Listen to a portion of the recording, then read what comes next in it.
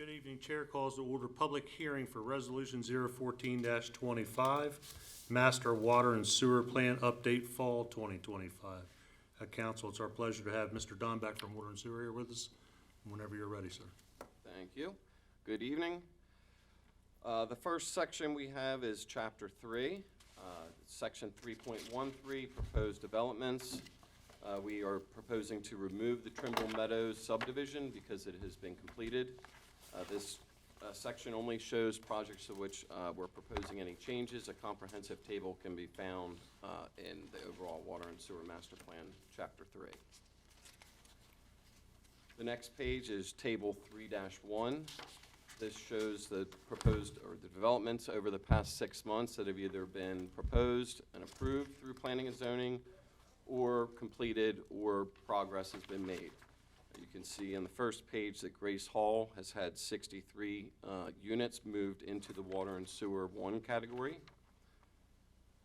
And on the second page is the Trimble Meadows and Van Bibber projects being removed due to completion. At the bottom of that table shows the summation of the numbers accounting for the 63 units going to Grace Hall.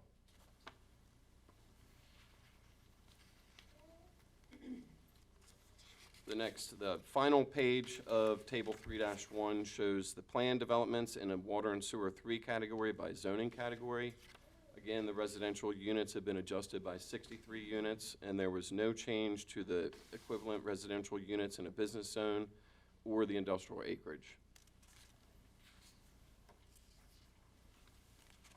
Table 3-8, planned waterworks, immediate 5-year and 10-year priority.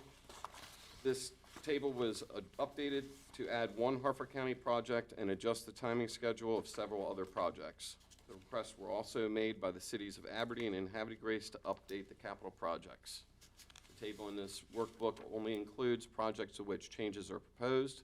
A comprehensive table showing all capital projects in the county and the 3 municipalities can be found in the overall Water and Sewer Master Plan document.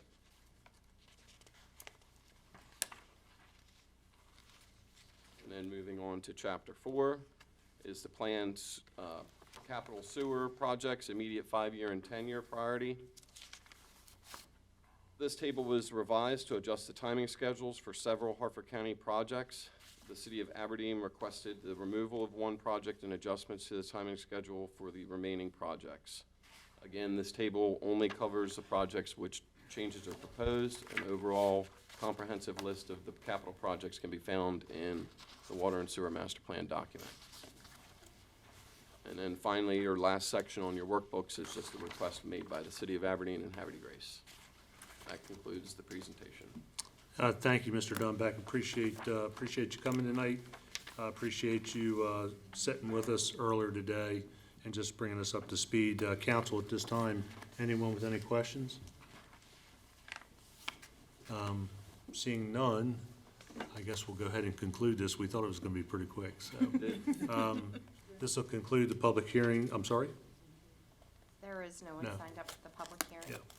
So this will conclude the public hearing on Resolution 014-25.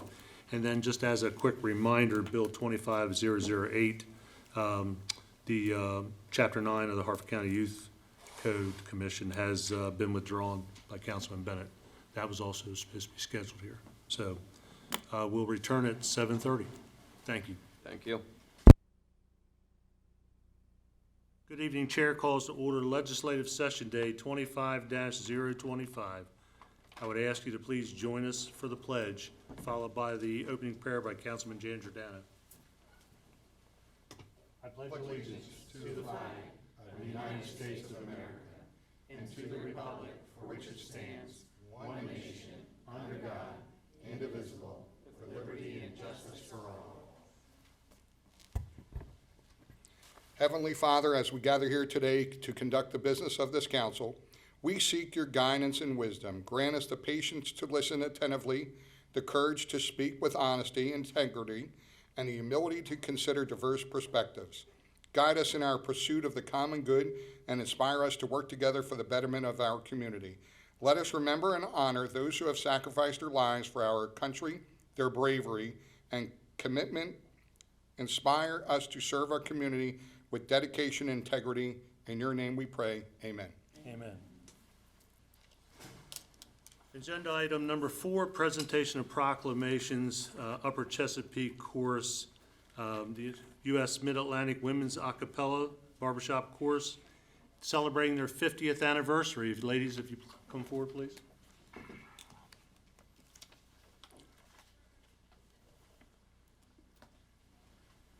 Is that what they call nifty 50? Oh, that's bad, Tom. Whereas Upper Chesapeake Chorus, UCC, is a group of women who gather weekly to sing a cappella, 4-part harmony, barbershop-style music. UCC is consistently ranked in the top 5 among the 27 choruses in the Sweet Adelines, Region 19, which includes Maryland, Delaware, and portions of Pennsylvania, New Jersey, Virginia, and West Virginia. Whereas SIE is a nonprofit organization of approximately 21,000 members in choruses and quartets whose mission is to elevate women singers worldwide through their education, performance, and competition in barbershop harmony and cappella music. UCC holds regional championships in 2011 and 2013 and competes internationally as well. At the 2022 regional competition, Upper Chesapeake Chorus won 2nd place small chorus and 4th place overall, and whereas UCC give back to the community by performing at local senior centers and hosting a holiday food drive. Upper Chesapeake Chorus and Sweet Adelines International provide members with a variety of educational opportunities, including coaching, ensemble singing, personal vocal development, music arranging for barbershop, chorus management, and group retreats.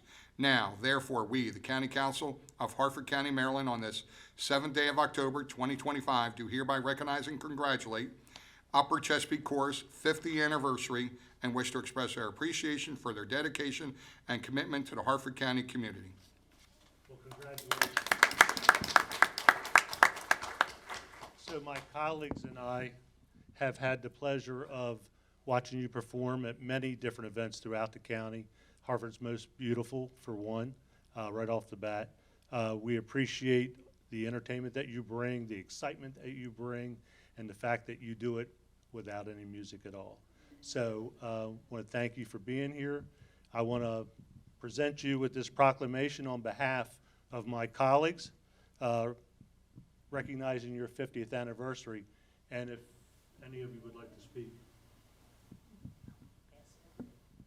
Thank you very much for your recognition. We want to recognize, this is Beth Rupert. She's a charter member, so she has been in the chorus since its inception. She started when she was 4. This is our director, Tyler Horton, and we do appreciate your support. We are having a show on November 15th at Trinity Lutheran Church, so look on our Facebook page and you can get all the information. We'd love to see you. Thank you very much. Anyone else? Just my big thing was recognizing Beth as one of our charter members, and thank you for this opportunity for recognition for our organization as being an integral part of the county here, and we look forward to many years to come of serving Harford County, serving Bel Air, and in various aspects and various events in our community, and thank you so much for recognizing us tonight. Absolutely. And if I may, I was a little tardy in asking them. I was going to have them sing the national anthem for us tonight. So I would like to reserve the right to have you come back at some point. Absolutely. We would love to. All right. Anyone else? Thank you very much. All right. Thank you.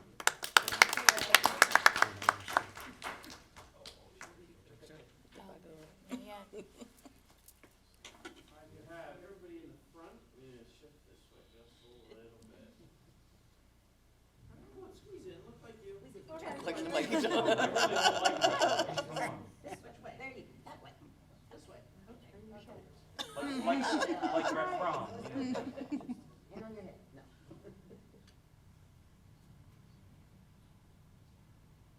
Everybody in the back, move in just a little bit. So we can see Mrs. Robert.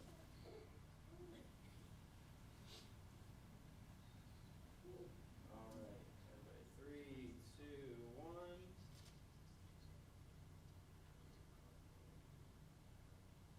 right, 3, 2, 1. 3, Thank you very much. Thank you. Thank you. Congratulations. Congratulations. Good seeing you. Good seeing you. 50, that's good. Congrats. You're welcome. Miss Diane, congrats. Congratulations. I'm all the way over here.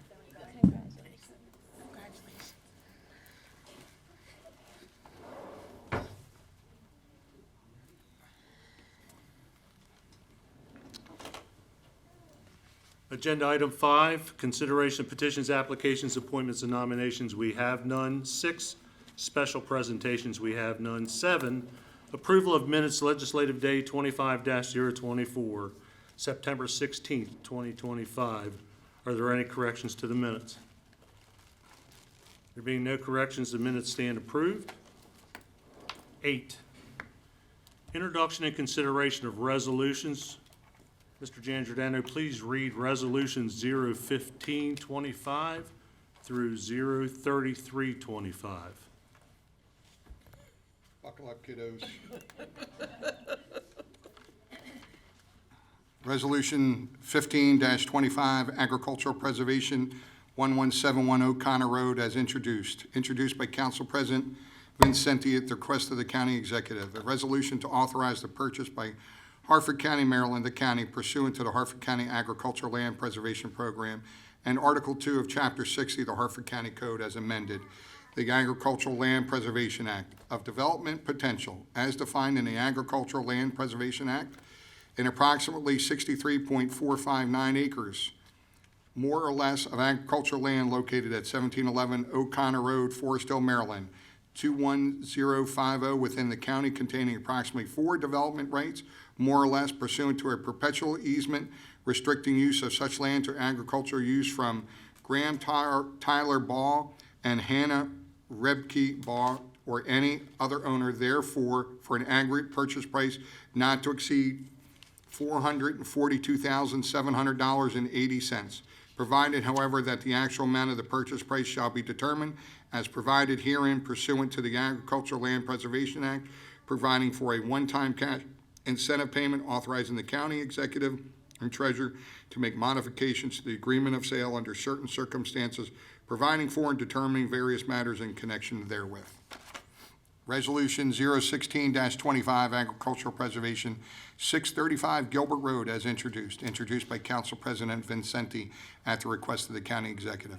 A resolution to authorize the purchase by Harford County, Maryland, the county pursuant to Harford County Agricultural Land Preservation Program and Article 2 of Chapter 60 of the Harford County Code as amended, the Agricultural Land Preservation Act of Development Potential as defined in the Agricultural Land Preservation Act in approximately 124.707 acres, more or less, of agricultural land located at 635 Gilbert Road, Aberdeen, Maryland, 21001 within the county, containing approximately 10 development rights, more or less, pursuant to a perpetual easement restricting use of such land to agricultural use from William Harry Birkenheimer Jr. and Thomas Carroll Berkheimer or any other owner, therefore, for an aggregate purchase price not to exceed $895,863.91. Provided, however, that the actual amount of the purchase price shall be determined as provided herein pursuant to the Agricultural Land Preservation Act,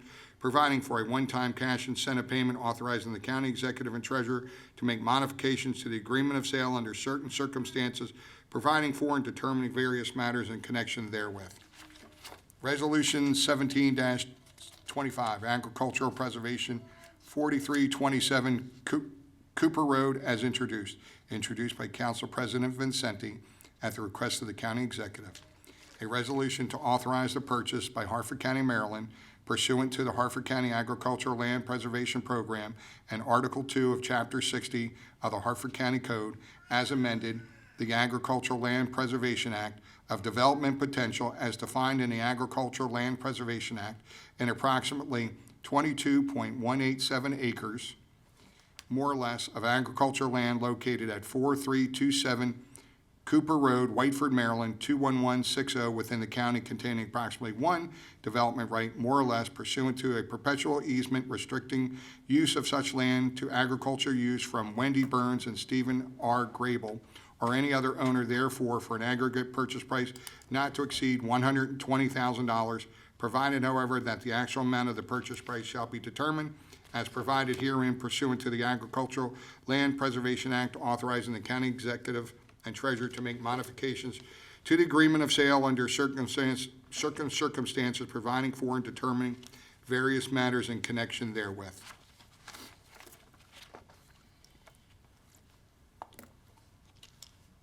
Resolution 18-25, Agricultural Preservation, 3131 Nova Scotia Road, as introduced by Council President Vincenti at the request of the county executive. A resolution to authorize the purchase by Harford County, Maryland, the county, pursuant to Harford County Agricultural Land Preservation Program and Article 2 of Chapter 60 of the Harford County Code as amended, the Agricultural Land Preservation Act of Development Potential as defined in the Agricultural Land Preservation Act, and approximately 42.856 acres more or less of agricultural land located at 3131 Nova Scotia Road, Bel Air, Maryland, 21015, within the county, containing approximately 2 development rights more or less pursuant to a perpetual easement restricting use of such land to agriculture use from Dean Kathleen Flack or any other owner therefore, for an aggregate purchase price not to exceed $240,000, provided, however, that the actual amount of the purchase price shall be determined as provided herein pursuant to Agricultural Land Preservation Act, providing for a one-time cash incentive payment, authorizing the county executive and treasurer to make modifications to the agreement of sale under certain circumstances, providing for and determining various matters in connection therewith. Resolution 19-25, Agricultural Preservation, 4738 Carrera Road, as introduced by Council President Vincenti at the request of the county executive. A resolution to authorize the purchase by Harford County, Maryland, the county, pursuant to the Harford County Agricultural Land Preservation Program and Article 2 of Chapter 60 of the Harford County Code as amended, the Agricultural Land Preservation Act of Development Potential as defined in the Agricultural Land Preservation Act, and approximately 19.404 acres more or less of agricultural land located at 4738 Carrera Road, Whitehall, Maryland, 21161, within the county, containing approximately 1 development right and 1 family conveyance, more or less, pursuant to a perpetual easement restricting use of such land to agriculture use from Lester O. Kearns, Linda J. Kearns, and John Andrew Kearns, or any other owner therefore, for an aggregate purchase price not to exceed $134,086.49. Provided, however, that the actual amount of the purchase price shall be determined as provided herein pursuant to the Agricultural Land Preservation Act, authorizing the county executive and treasurer to make modifications to the agreement of sale under certain circumstances, providing for and determining various matters in connection therewith. Resolution 20-25, Agricultural Preservation, 1520 Calvary Road, as introduced by Council President Vincenti at the request of the county executive.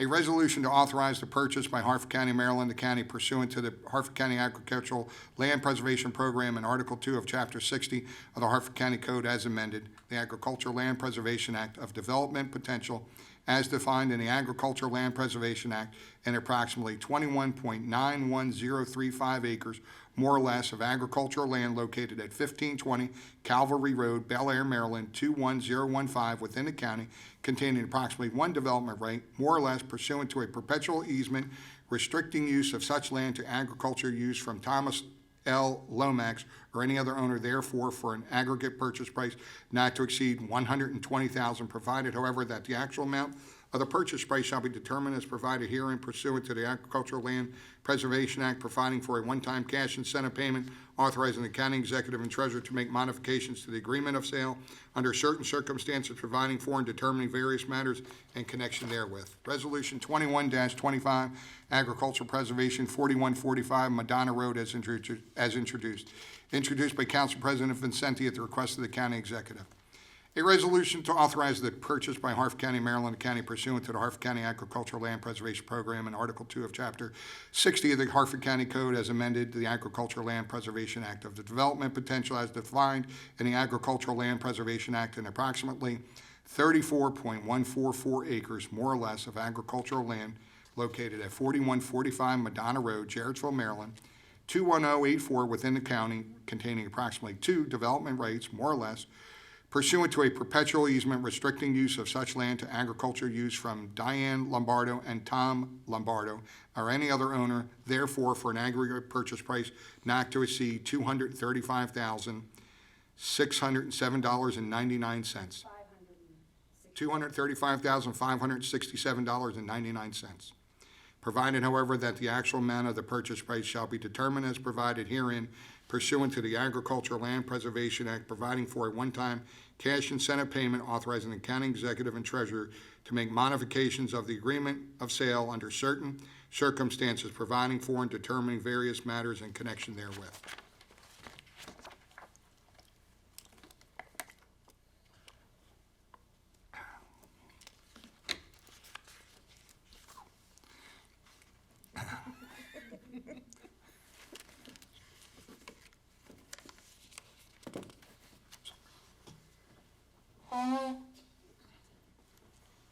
Sorry, folks.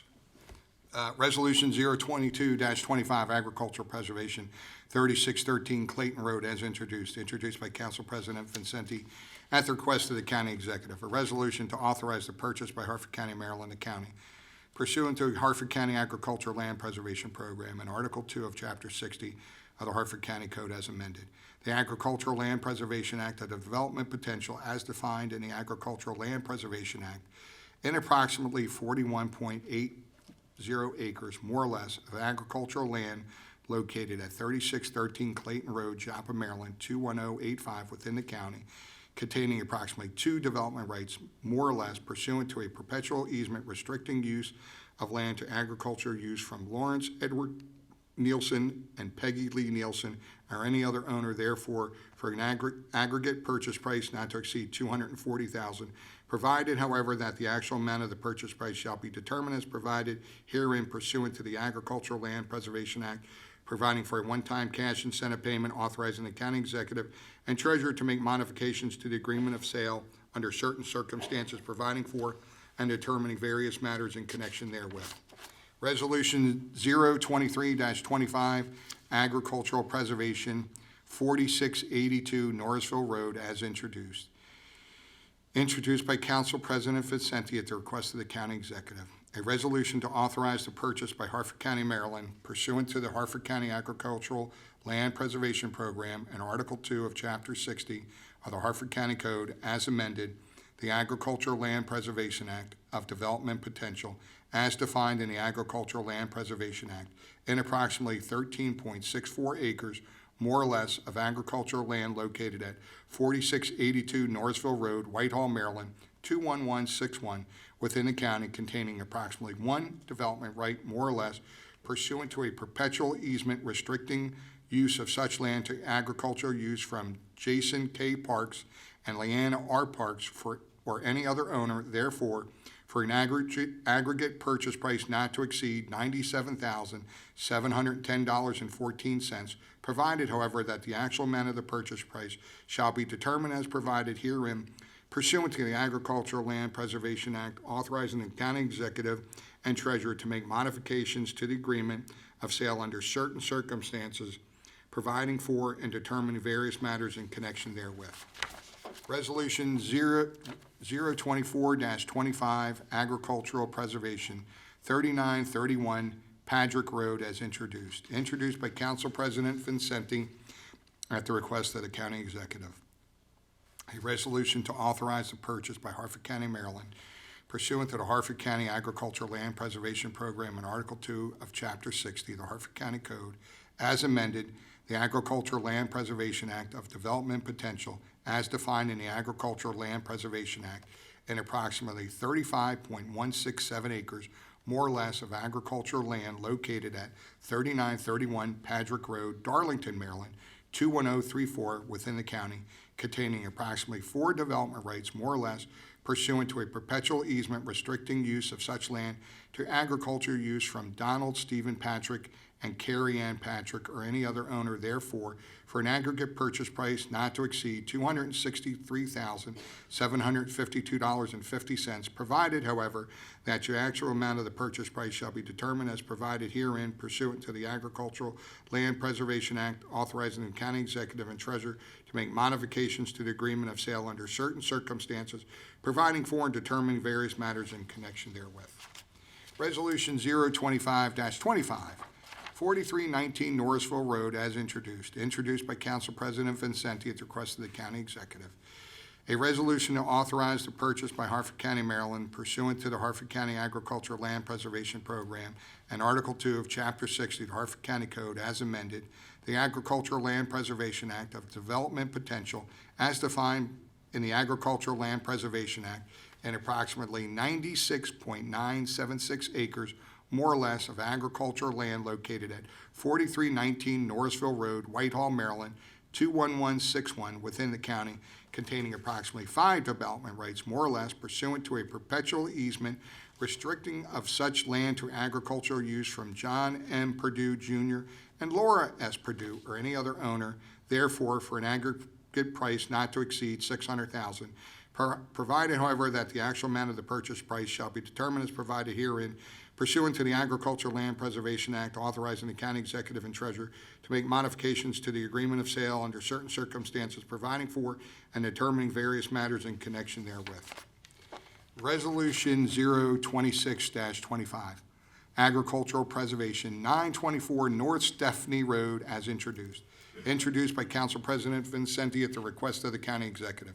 A resolution to authorize the purchase by Harford County, Maryland, pursuant to the Harford County Agricultural Land Preservation Program and Article 2 of Chapter 60 of the Harford County Code as amended, the Agricultural Land Preservation Act of Development Potential as defined in the Agricultural Land Preservation Act, and approximately 165 acres, more or less, of agricultural land located at 924 North Stephanie Road, Aberdeen, Maryland, 21001 within the county, containing approximately 14 development rights, more or less, pursuant to a perpetual easement restricting use of such land to agricultural use from Margaret H. Scarborough, Susan H. Stauffer, Mary S.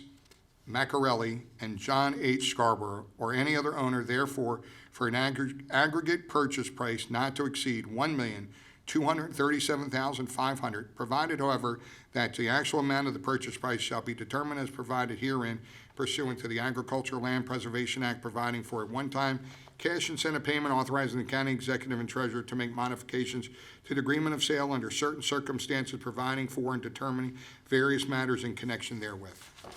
Resolution 27-25, Agricultural Preservation, 1924 Pool Road as introduced by Council President Vincenti at the request of the county executive. A resolution to authorize the purchase by Harford County, Maryland, the county pursuant to the Harford County Agricultural Land Preservation Program and Article 2 of Chapter 60 of the Harford County Code as amended, the Agricultural Land Preservation Act of Development Potential as defined in the Agricultural Land Preservation Act, in approximately 60.92856 acres, more or less, of agricultural land located at 924 Pool Road, Darlington, Maryland, 21034 within the county, containing approximately 5 development rights, more or less, pursuant to a perpetual easement restricting use of such land to agricultural use from Mark A. Shivers, Nathaniel Isaac Shivers, and Mary Elizabeth Shivers, or any other owner, therefore, for an aggregate purchase price not to exceed $428,769.51, provided, however, that the actual amount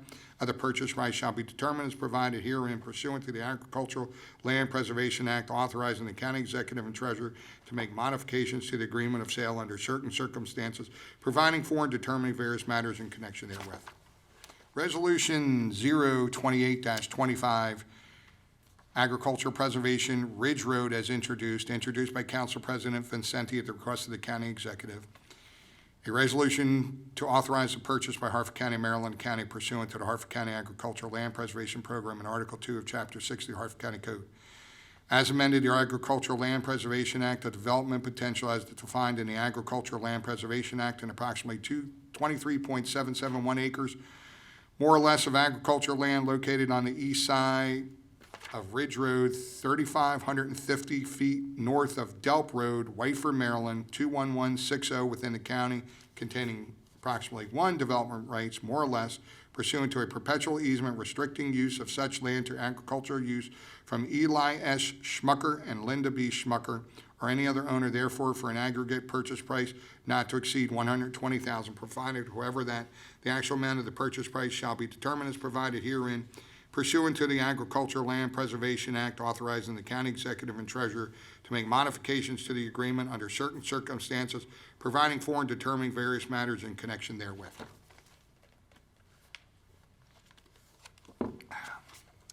Resolution 029-25, Agricultural Preservation 3038 Rocks Road is introduced by Council President Vincenti at the request of the county executive. A resolution to authorize the purchase by Harford County, Maryland, the county pursuant to the Harford County Agricultural Land Preservation Program and Article 2 of Chapter 60 of the Harford County Code as amended. The Agricultural Land Preservation Act of Development Potential as defined in the Agricultural Land Preservation Act and approximately 28.446 acres, more or less, of agricultural land located at 3038 Rocks Road, Jarrettsville, Maryland, 21084 within the county, containing approximately 3 development rights, more or less, pursuant to a perpetual easement restricting use of such land to agriculture use from Gary R.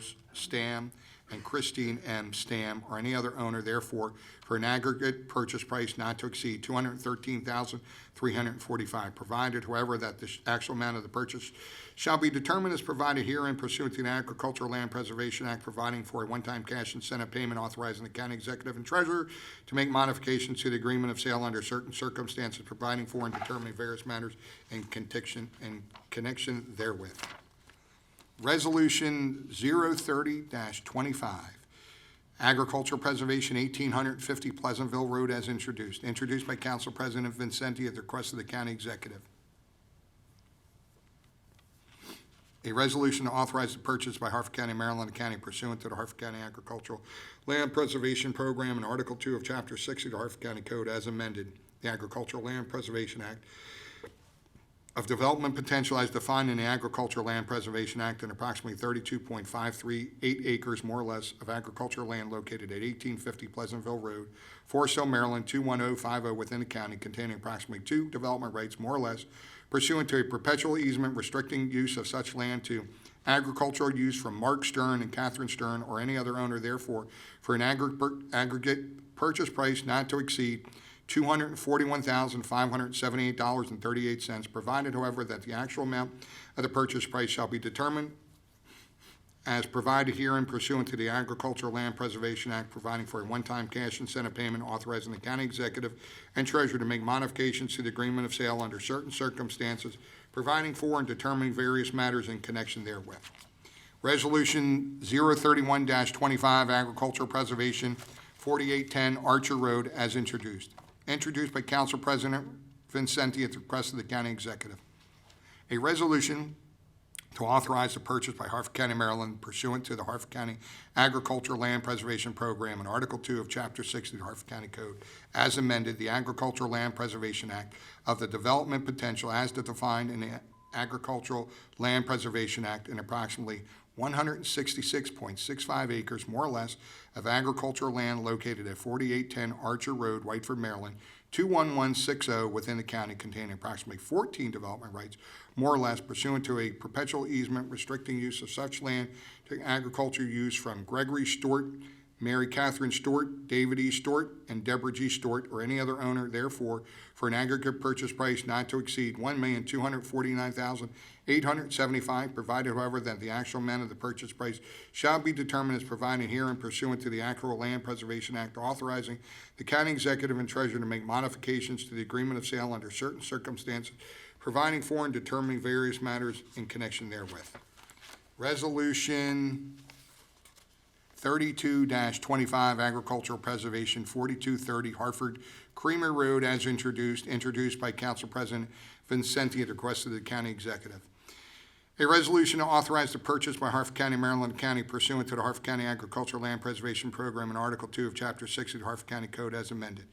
The Agricultural Land Preservation Act, the development potential as defined in the Agricultural Land Preservation Act, and approximately 66.913 acres more or less of agricultural land located at 4230 Harford Creamery Road, Whitehall, Maryland, 21161 within the county containing approximately 5 development rights and 2 family conveyances more or less pursuant to the perpetual easement restricting use of such land to agricultural use from Donald Brokaw, trustee, Donna Brokaw Tool, or any other owner, therefore, for an aggregate purchase price not to exceed $501,847.50, provided that the actual amount of the purchase price shall be determined as provided herein pursuant to the Agricultural Land Preservation Act, authorizing the county executive and treasurer to make modifications to the agreement of sale under certain circumstances, providing for and determining various matters in connection therewith. Resolution 33-25, last one, Agriculture Preservation 4219 Patrick Road as introduced by Council President Vincenti at the request of the county executive. A resolution to authorize the purchase by Harford County, Maryland County pursuant to the Harford County Agricultural Land Preservation Program, Article 2 of Chapter 6 of the Harford County Code as amended, the Agricultural Land Preservation Act of the development potential as defined, and the Agricultural Land Preservation Act, and approximately 37.114 acres, more or less, of agricultural land located at 4219 Patrick Road, Darlington, Maryland, 21034 within the county, containing approximately 2 development rights, more or less, pursuant to a perpetual easement restricting of such land to agricultural use from Benjamin White and Jenna White, or any other owner, therefore, for an aggregate purchase price not to exceed $259,296.96, provided, however, that the actual amount of the purchase price shall be determined as provided herein pursuant to the Agricultural Land Preservation Act, authorizing the county executive and treasurer to make modifications to the agreement of sale under certain circumstances, providing for and determining various matters in connection therewith. Public hearing scheduled on Tuesday, November 4th, 2025, at 6 p.m. in these council chambers. And I did that with a baby crying and a car horn beeping. You need a drink? Yeah. Because you're not done yet.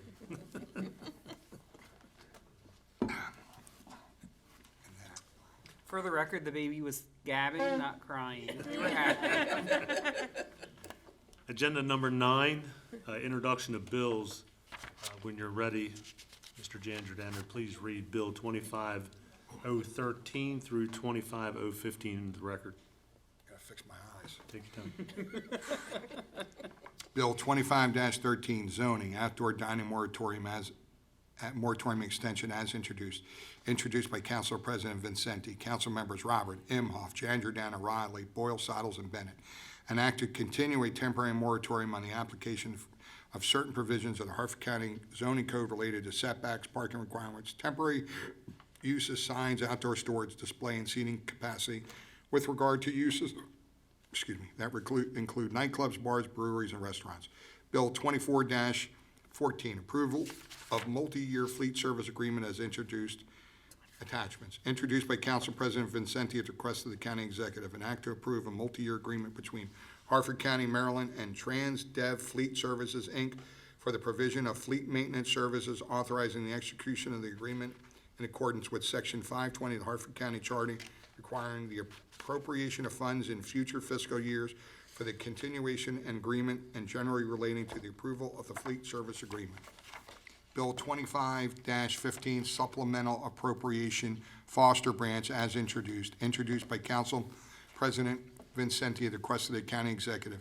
An act to make a supplemental appropriation of funds to the Parks and Rec Capital Project Fund budget from the Parks and Recreation Appropriation Fund, balance, recordation tax, and a state grant to cover additional dredging services for Park and Recreational Foster Branch Dredging Capital Project for fiscal year 2026. Public hearing scheduled on Tuesday, November 4th, 2025 at 6 p.m. in these council chambers.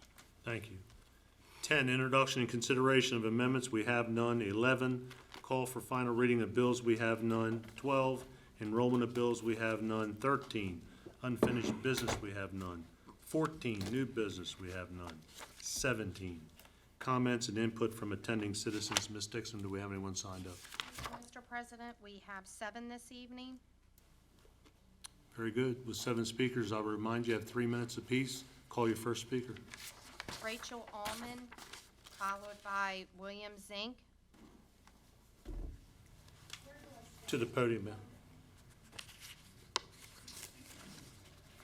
Good evening, ma'am. Name and address for the record, please. Good evening. My name's Rachel Harkins Allman, and my address is 12235 Jericho Road, Kingsville. Thank you. I'm here on behalf of my neighbors, who you will also hear tonight, and many others who are not. And my name is Rachel Allman. I grew up in Harford County in Joppa along the Little Gunpowder River. I still live along the Little Gunpowder, where I'm raising my 4 kids with my husband in Kingsville. I'm speaking here tonight to express my strong opposition to the Brandon Shores Retirement Mitigation Project, case number 9748, that's coming before the Public Service Commission. We're bringing our opposition before all of you for a variety of reasons. I'm extremely concerned about the impact of these proposed second set of power lines to the Falston Airport. 11 of the monopoles exceed FAA and MAA height standards. It's unconscionable that this would even be considered, and it's a perfect example of the willful neglect of this project and its harmful impacts upon the safety of local communities. I'm very concerned about this project's threat to our community's historic nature. I'm also concerned about the environmental risk. Did you know that more than 200 historic properties are listed on the Maryland Registry within 1 mile of these proposed power lines, including my home? There are also 11 properties on the National Registry. The addition of these massive power lines will scar our treasured landscape in Harford County. Ginny Rogers from DNR's Power Plant Research Project wrote a 51-page report on the environmental impacts of these power lines. For every single question that asked whether the project would detrimentally impact the environment, the answer was yes. I'm appalled that the project intersects the Gunpowder Falls State Park and the Chesapeake Bay critical area. There's been testing on the impact to wildlife, but there has not yet been testing on the impact on human life. Our extensive research as citizens has truly alarmed us about this project's impact because of EMF exposure, especially to children. EMF is directly linked to childhood leukemia. This impacts me because my kids play soccer underneath the spillover of the power lines on the St. Stephen's School soccer field. I'm also concerned about wildfires that could wipe out my community in Kingsville. My house is less than 100 feet from the state park. Kingsville has no access to public water. A fire would be devastating. A website, wildfirerisk.org, says that 99% of homes in Kingsville are at direct risk of ignition. Why aren't we undergrounding these power lines? They're doing it in other parts of the country, even in California. I'm asking you, as the Harford County Council, to pass a resolution similar to what the Baltimore County Council did. It was unanimous, number 21-25. It called into question the property rights that BG&E claims and also considers undergrounding the lines. Thank you so much. Thank you, ma'am.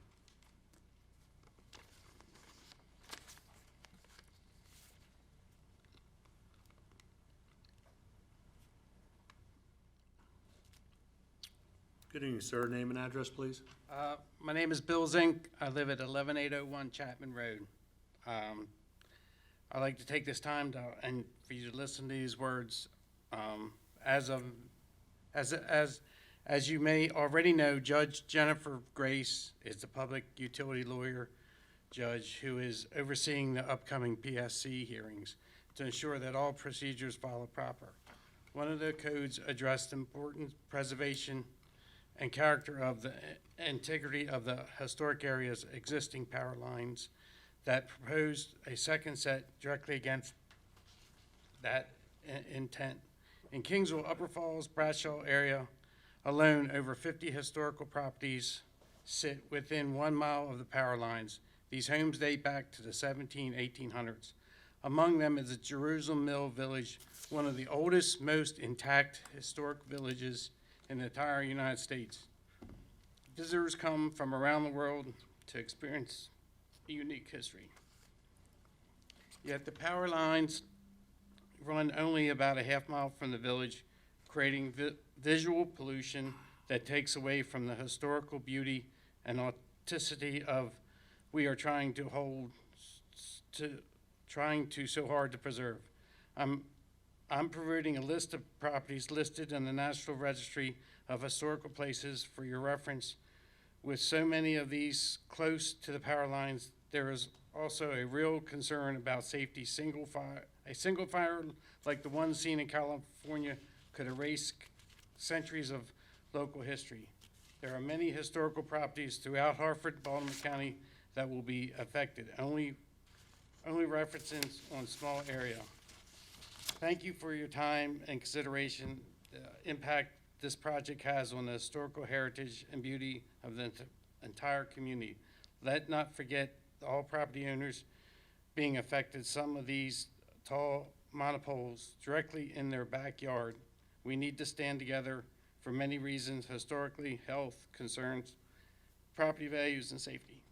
Thank you. Thank you, Mr. Zink, and thank you for the written testimony. Lynn Zink, followed by Mark Kakua. Good evening, ma'am. Name and address, please. Hi, good evening. Lynn Zink, 11801 Chapman Road, Kingsville, Maryland. My husband and I resided in Joppa, Maryland for over 16 years and have really enjoyed our time there. We're back at our family farm, and I'm here representing 37 family members who have loved and enjoyed our family farm for generations, and we're back at the family farm. And you know, we still gather for Sunday supper. It's a beautiful place for family and friends. And yet BGE's proposed expansion threatens our land, our legacy, and our home. We have a couple of concerns, and one of them is that the project has stretched well beyond what was promised. The 1931 zinc deed, it states a single transmission line. And here we are today, 170-foot monopoles, very tall structures with 12 lines going across them. And now they want to propose a second set. You know, the quiet country road we once enjoyed is being turned into a super commercial highway. Another concern is that our original agreement was not honored. So the 1978 easement with the Zinks refers back to the 1931 deed about a single transmission line. There's no typo there. It was mentioned 5 times. And also, it mentioned that it was right along the right-of-way, the center line for the 150-foot easement. Both conditions, they have both been broken. We have another concern about the 1978 easement. Anna Zink, a 79-year-old widow, is the person who signed that easement. And we as a family, all 37 family members, we know that there is no way she would have ever contemplated what they have built, the size, the scale, the industrial impact of these towers, and now they want to bring in a second set. We know for a fact that she would have never agreed to that. She never would have signed a document like that, never would have contemplated or imagined. Our final concern is health concerns. One of the Zink children ran along the played around all the power lines, and he indeed ended up with childhood leukemia. And so this issue has really hit us personally. And we have concerns about EMF exposure for not just our family, but the community all along the power lines. A few of us Zink members have been granted the intervenor status to speak at next week's Public Service Commission meetings. And we're going to be there speaking on behalf of others who have been denied this chance to speak. So we would love to reach out. Harford County, please, next week, come and show your support. Let BGE and the PSC know that we stand together. No more power lines. Thank you so much for your time and consideration. Thank you, ma'am.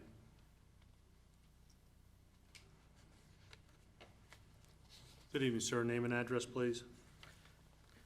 Good evening. It's Dr. Mark Kakuka, 12402 Jerusalem Road, Kingsville, Maryland, 21087. The Brandon Shores Retirement Mitigation, or BSRM project, is a major infrastructure plan proposed by BG&E. It's designed to replace power from the aging Brandon Shores coal plant with newly constructed transmission lines that carry electricity from other places, including Pennsylvania. To do this, BGE wants to expand its use of a narrow strip of land, a transmission corridor that runs through our community. But here's the problem. They're building They're trying to build far more than the corridor was ever meant to hold. And they're doing it without new permissions, without updated easements, and without respecting the legal boundaries that protect our property rights. This corridor isn't just about a utility shortcut.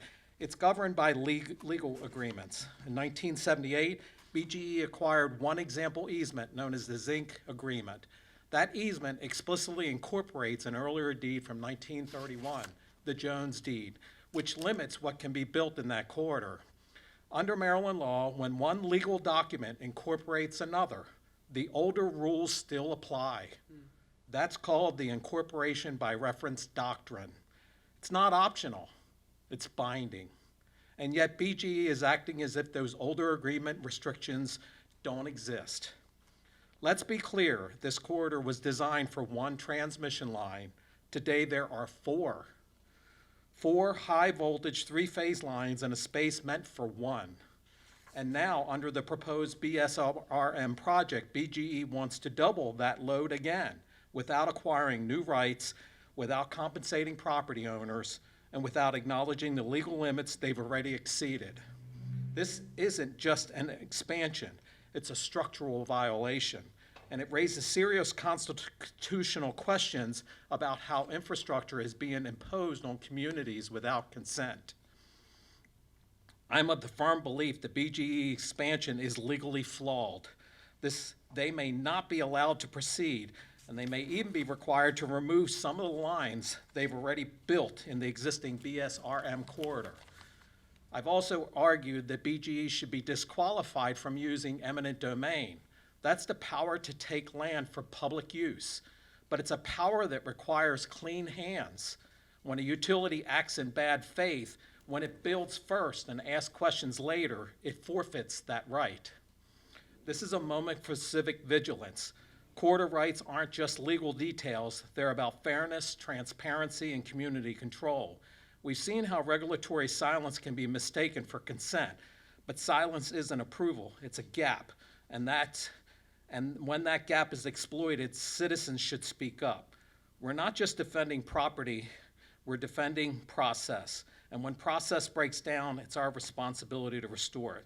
So I ask for your support. Speak up at public meetings, submit comments, share the story, because when we protect corridor rights, we protect the integrity of our communities and the rule of law itself. Thank you. Thank you, sir. Patty Von Paris, followed by John Von Paris. Good evening, ma'am. Name and address for the record. My name is Patty Von Paris. I live at 11611 Franklinville Road in Upper Falls, Maryland. Okay, tonight I will share with you a timeline of BGE's community outreach, or lack thereof outreach, on the Brandon Shores Retirement Mitigation Project. Their lack of transparency and poor communication with the community and their customers. In total, BGE mailed 5 letters and 2 postcards to landowners on the right-of-way or within 300 feet of the right-of-way. The letters were addressed to BGE customer or current resident. Looked like junk mail. The first letter was dated December 2023. We received it in late January or early February. When we opened the letter and read it, we were confused about who was Brandon Shores. We had no idea about the Brandon Shores mitigation project. Once we read about the closure of the power plant, learned about that, and that BGE stated that they were upgrading several existing substations, constructing 1 new substation, and modifying 35 miles of transmission lines. The second letter was dated March 2024, addressed again to BGE customer or current resident. They again talk about the upgrades, construction of the substation, and modification of 35 miles of transmission lines. They also invite us to come to a meeting to learn more about the project. The date of the meeting was April 8th. Well, on April 6th, we received a postcard stating that the meeting was canceled. The third letter is dated July 2024, once again addressed to BGE customer or current resident. Again, look like junk mail. There is no mention of construction or substations or modifications in this letter. This letter informs us that BGE has filed an application for Certificate of Public Convenience and Necessity, case number 9748. There is no mention of the intervenor process to the PSC hearings or the deadline to apply, which was August 16th, 2024. The next thing we receive is another postcard inviting us to an open house in September.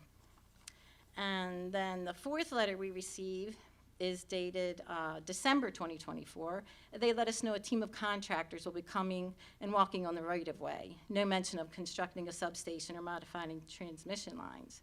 Finally, the last letter we received, dated March 24th, 2025, addressed again to BGE customer.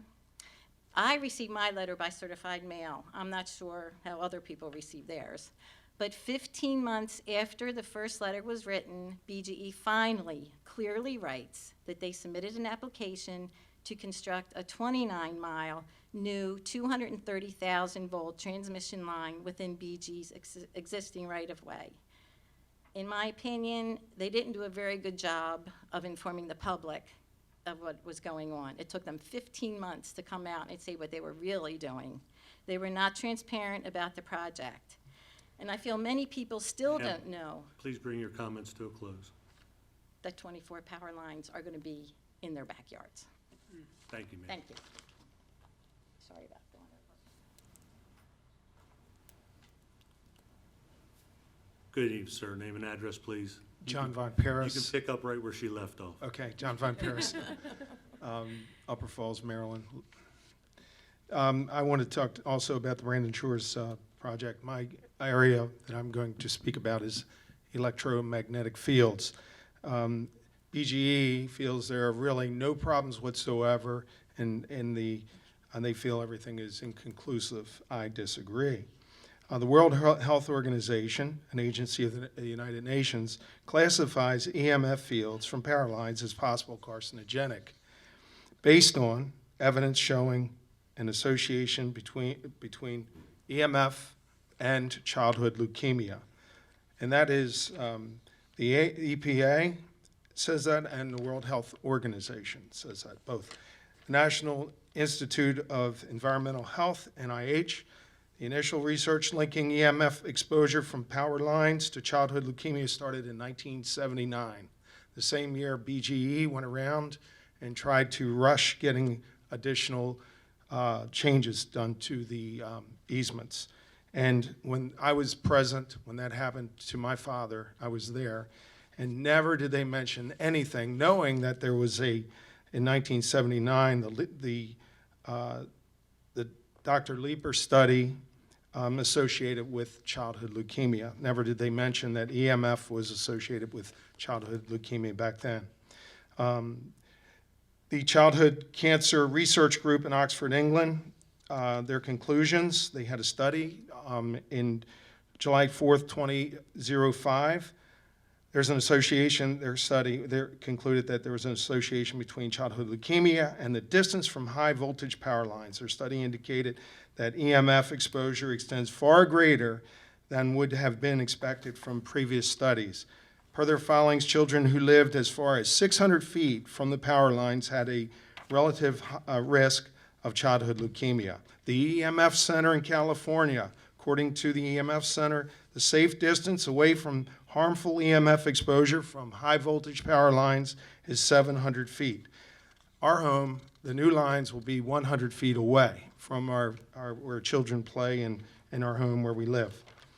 The EPA and the World Health Organization, their solution is to increase your distance and limit your time. That's pretty difficult when you live there. You can't move. You live there every day, 24 hours a day, 7 days a week. The National Cancer Institute had a pooled analysis of 9 studies reporting a 2-fold increase of childhood leukemia among children with exposures of 0.3 to 0.4 microteslers or higher. Our farm, we have a continuous reading of 7.32, there's a picture of it, to 8 microteslas. over 20 times greater than the danger zone for childhood leukemia. BG's website, and I guess they continue to say there are no issues. But I can tell you this, I won't read it, we don't have time. I have 59 examples of childhood leukemia. These are cancer, these are, I guess, studies all over the world. Mr. Von Paris, let me stop you right there. Yes, but sir. We're going to catch up after this meeting, okay? Don't Okay. leave. Your Okay. time's up, so I wanted to stop it. And is there any other speakers on this? Thank you. Or not on this topic, but there is another speaker. Okay. Ms. Allman, what was the date that you said the hearing was? It begins October 14th, a week from today. Thank you. It goes to October 17th. Okay, thank you, thank you. Call your next speaker. Jeff Beck.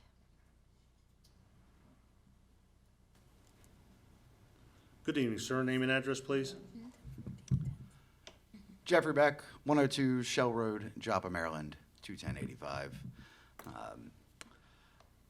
President, ladies and gentlemen of the council, thank you very much for hearing us all tonight. You read into record tonight a great many resolutions. Tony did a fantastic job with it. I'm here tonight to ask you to draft one more, not the same one that they're asking for, and not for ag preservation. I'm asking for a resolution for Harford County to go on record urging our state delegation to introduce and pass updated legislation to close a gaping hole in current existing state law. I'm referring to Comar Title 07, Subtitle 02, Chapter 070207, covering Child Protective Services, investigation of child abuse or neglect. Excuse me, this is a law that identifies certain professionals as quote-unquote mandatory reporters of sexual assault allegations, specifically where the alleged victim is a minor. In April of 2023, a student at a Harford County public middle school confided in their principal, a paraeducator, and a social worker that they had been the victim of an alleged rape the day before. All three of these trusted adults failed to report these allegations to any law enforcement agency. Law enforcement did not, in fact, become aware of the allegations until 5 days later when they were dispatched to an area hospital for the report of an alleged rape. All three school system employees were apparently placed immediately on administrative leave by the school system and were arrested and charged with failing to report. One pled guilty and was granted PBJ. The other two have since had their charges fully dismissed as their defense attorney argued that under state law, to qualify as abuse or sexual assault under mandatory reporting, the perpetrator must be, quote, a parent, household member, family member, a person who has temporary care or custody, a person in supervision of the child, or someone in a position of authority of the child. Because the alleged attacker was not in a quote-unquote position of authority, these folks had their charges dismissed on a technicality. This is a loophole in state law that absolutely needs to be closed ASAP. As a concerned Harford County resident and a parent of children attending Harford County Public Schools, this law needs to be changed so that this situation never occurs again. I have been assured by at least one of Harford's delegation that their office is already working on updated legislation to be introduced in the upcoming legislative session. I ask the council to go on the record and pass a resolution in support of amending the state law to close this loophole. I'll be happy to forward all the information I have to all of you when we're done. Thank you. Thank you. There are no more speakers, Mr. President. Thank you. With no more speakers, we'll move to agenda item 16, business from council members. Mr. Riley. Yeah, just to, first off, I went to the barbecue luncheon for county employees. I want to thank for all they do for Harford County citizens. And then I also want to congratulate the Society of American Italian Businessmen. They did a phenomenal job up at Ripken Stadium. Thanks, Mr. President. Thank you, Mr. Riley. Mr. Bennett. Hello, good evening. It's good to be with everyone this evening. Thank you for everyone who shared this evening. It's always good to hear from communities, especially when it's so, I live in Harford Grace on the opposite end of the county, so it's good to hear from you all to know your needs and what you're experiencing. It just made me think about the state's push and move to data centers And I think of those facilities as a way where big companies are taking money from us and also taking our energy meant for us. So just along those lines, it's one thing to have power lines to make sure that your lights turn on. It's another thing to have power lines so someone else makes a lot of money. I attended the NAACP meet and greet, which was a really great event this year. It was Western themed, so lots of cowboy hats and boots, which was very fun. And it was just a really great time. Each year that meet and greet is just such a great celebration of community. I know Councilwoman Robert was there, also doing a lot more work than me because she was helping put it on while I just helped myself to the food. Council President Vincenti was there. And it was just a really wonderful event. I met with Susquehanna Hose Company earlier this evening and talked to them about some capital projects that they're hoping the county can support them in, really as they just try and modernize and prepare for the future of emergency services. And I'm just always so grateful for Susquehanna Hose Company and all that they do, being ISO Class 1, and just being so responsive all over the county and even outside of the county. We just said it's a wonderful problem to have 5 fully staffed stations where people are constantly there 24 hours a day. And then I just want to make sure people know that there's a CAB meeting on October 9th at 6:30 p.m. at Abington Fire Company. And the Harford Center will be having their spooky soiree this October 11th. That's all I have this evening. Thank you, Mr. Bennett. Ms. Robert? Yes, good evening, everyone, and thank you for those who commented on the brand shore mitigation. I learned a lot from you tonight, and it was very educational to see what kind of damage is going on. So I do want to state that, and Mr. Beck, I'd like to talk to you afterwards to get more of that COMAR information as well. So I attended, again, like Mr. Bennett, the NAACP boots on the ground, and everybody had their cowboy gear and boots on, and it was a good time, and there was some dancing I didn't even know how to do, but there was dancing for sure. And so it's always good. It's getting bigger and bigger every year, and that was our 5th one, and it's good to see community and everyone come together. On September 30th, I attended the CASA anniversary celebration. And that meant a lot for me because I started the CASA program in Cecil County. And so the person who got the proclamation and award for that, Ross DiOrdo, he trained me to be a CASA so I can train all the CASA volunteers. So it kind of came full circle. And then we had a community input meeting that same night in preparation of 7 Brew coming into our community. So it was great to hear what that development will hopefully bring to our shopping centers in the area. So it looks like if everything goes well, it'll probably be spring of 2026 that it opens right in time to get those smoothies and cold coffees. On October 2nd, I was invited to the governor's environmental announcement about Constellation, and looking at the way the Conowingo Dam is going to be utilized to produce some significant energy. They talked about the millions that are going to go to cleaning up the waters, millions to be able to have mussels and crabs and those things to be able to come back into the water. So the goal is to clean energy, clean environment, and it was great to hear how everyone worked together. It took a long time, but it looks like it's finally going to come to some fruition. And I got to experience a ride along. I don't think I told any of my council members that on Thursday, and with my the one officer. And it was interesting to hear that in our community, a majority of what's going on is domestic-related crimes. Unfortunately, theft from stores, primarily, and things being juveniles, some juvenile things, destruction of property, which we've seen as we've driven through the community. So that was a good experience as well. And on October 4th, we've had our first family movie night at the Mildred Kelly Park in Edgewood.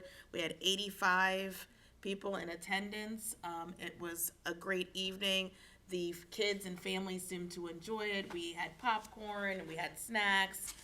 We gave out lighted things, and so everyone seemed to enjoy themselves for that. And I also attended the rededication ceremony for Homestead Wakefield Elementary School with some of my colleagues up here. And then yesterday, I attended the ribbon cutting grand opening for Harford Day School's new kindergarten playground. It was a very nice playground that was dedicated actually from a family that whose children attend that school. And then last night, we had our CAB meeting for Edgewood, Joppatown Community Advisory Board, which was always, as usual, 50 people in attendance, and everyone gets to make their comments. I think we have a really good talkative group because we go late every time, but it's good that our community is active in that way. Some things that are coming up, we have the Edgewood Community Cleanup. It looks like the last one, that's 755 Alliance with Harford County Government, will be hosting at Deerfield Elementary School on Saturday, October 11th. And so dumpsters will be available at each location, so you can dispose bulk trash free of charge.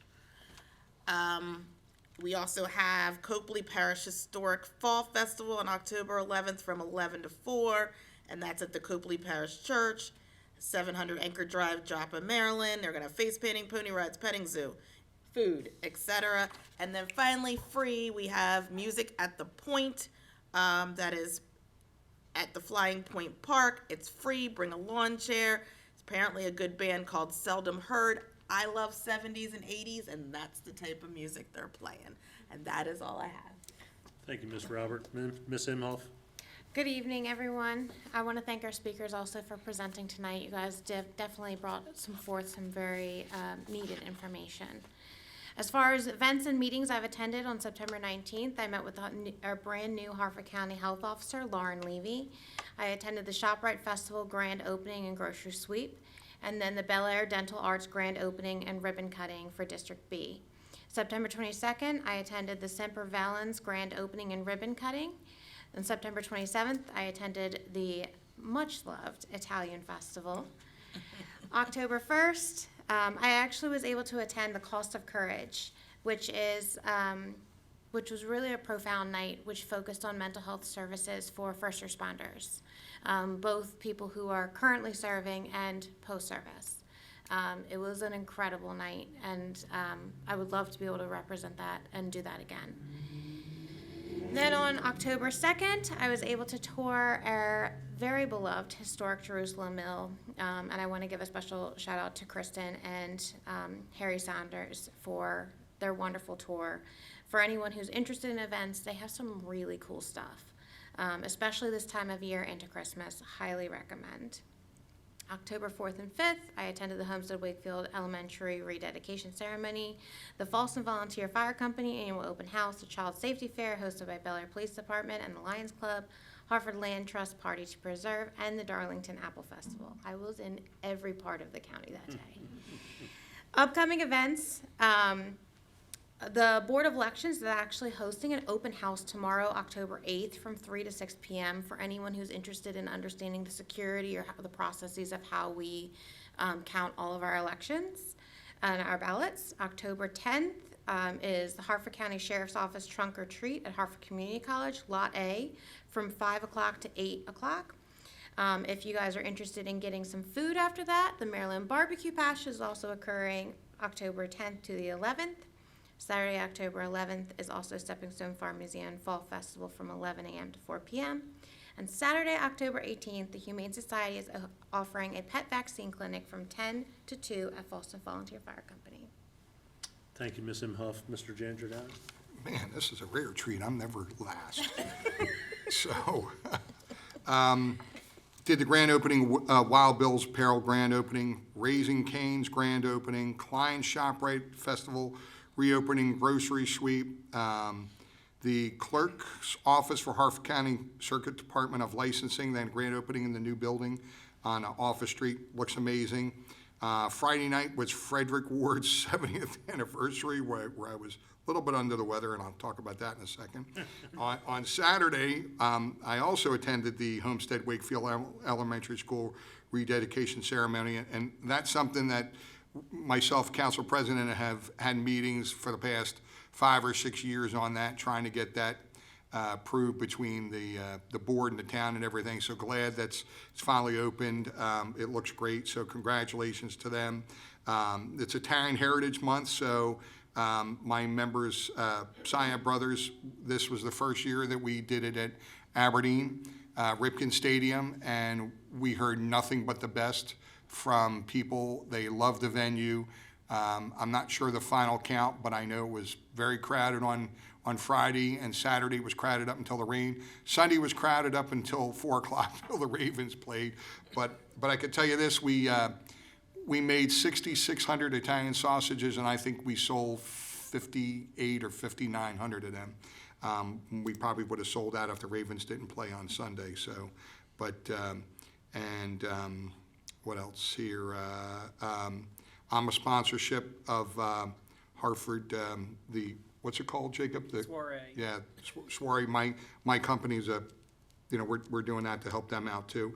My aide, Joanne, attended a Harford Land Trust Party to Preserve, held at Model Farm, Model Farm. It was a successful event, and that was Saturday. And then I want to talk about the Veterans Fair coming up on November 15th. If you know any veterans, it's going to be at the Bel Air Armory. I'll mention it all throughout the month, but please make sure if you know somebody, please have them attend.